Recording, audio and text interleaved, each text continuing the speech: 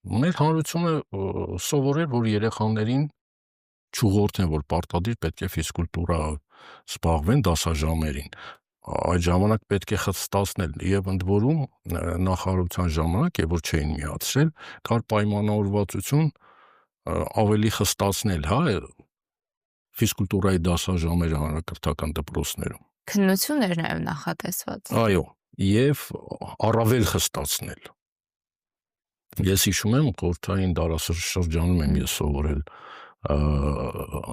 դպրոցում եւ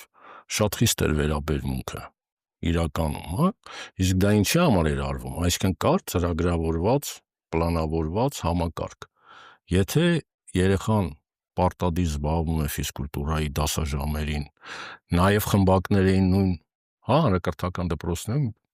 հիշողներ քիչին, տարբեր մարզաձևից խմբակներ էր, բացի մարզադպրոցների գործունեությունից, նաեւ յուրաքանչյուր հանրակրթական դպրոց ուներ խմբակներ։ Հիմա գրեթե ես նայում եմ վերացել է դա, ինչքան որ ես դիտում եմ, նայում եմ, հետևում եմ, դահլիճները, մարզադահլիճները հանձնում են արենդայով, հասկանալի է, գումար են վաստակում եւ այլն, գուցե եւ գույք են առնում, պետք է խիստ մոտեցում լինի։ Եթե խիստ մոտեցում չեղավ, խոսքը վերաբերվում է հանրակրթական դպրոցներին, նաեւ նախադպրոցական։